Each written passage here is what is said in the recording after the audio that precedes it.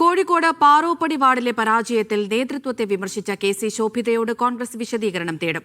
മറുപടി തൃപ്തികരമല്ലെങ്കിൽ നടപടി സ്വീകരിക്കുമെന്ന് ഡി.സി.സി പ്രസിഡന്റ് പ്രവീൺ കുമാർ പറഞ്ഞു. പുറത്തുവിടാത്ത റിപ്പോർട്ടിനെക്കുറിച്ചാണ് ശോഭിതയുടെ വിമർശനമെന്നും പ്രവീൺ കുമാർ ആരോപിച്ചു.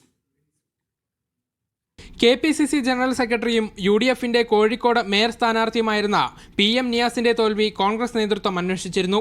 റിപ്പോർട്ടിൽ കെ.സി. ശോഭിതയുടെയും ഭർത്താവിന്റെയും പേരുണ്ട് എന്ന ആരോപണം വന്നു.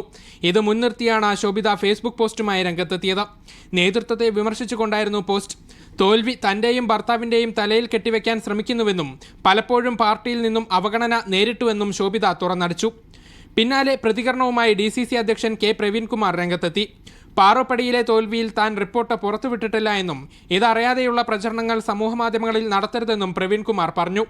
യു.ഡി.എഫ് വിജയത്തിന്റെ ശോഭ കെടുത്തുന്ന രീതി തിരുത്തിയില്ലെങ്കിൽ കർശന നടപടി സ്വീകരിക്കുമെന്നും പ്രവീൺ കുമാർ വ്യക്തമാക്കി. കെ.സി. ശോഭിത ഒരു ഉത്തരവാദിത്തപ്പെട്ട പാർട്ടി പ്രവർത്തകയാണ്, പ്രതിപക്ഷ നേതാവായിരുന്ന നഗരസഭയിൽ. ഈ കാര്യത്തിൽ അവരുടെ ഫേസ്ബുക്ക് പോസ്റ്റ് നടപടി പൂർണ്ണമായും തെറ്റാണ്. ഞാൻ അവരുടെ വിശദീകരണം ചോദിക്കുന്നുണ്ട്. അതവർ തിരുത്തുമെന്നാണ് എൻ്റെ പ്രതീക്ഷ. ഇല്ലെങ്കിൽ പാർട്ടി നേതൃത്വം ആലോചിച്ച് ആരും നടപടി സ്വീകരിക്കും. എന്തായാലും 1-2 ദിവസം കൊടുക്കില്ല അതിൻ്റെ റിപ്പോർട്ട് ഞാൻ മാധ്യമങ്ങൾ തന്നിരിക്കും. പാറോപ്പടിയിലെ തോൽവി ഗൗരവത്തോടെയാണ് പാർട്ടി നേതൃത്വം അന്വേഷിക്കുന്നത്. ഇതിനൊപ്പം ചാലപ്പുറം, പാളയം, കാരശ്ശേരി തുടങ്ങിയ സ്ഥലങ്ങളിലും നേതൃത്വം അന്വേഷണം നടത്തിയിട്ടുണ്ട്. പാറോപ്പടിയിലെ തോൽവിയുമായി ബന്ധപ്പെട്ട് അടുത്ത ദിവസം റിപ്പോർട്ട് പുറത്തുവിടുമെന്നും പ്രവീൺ കുമാർ പറഞ്ഞു. മീഡിയ 1 കോഴിക്കോട്.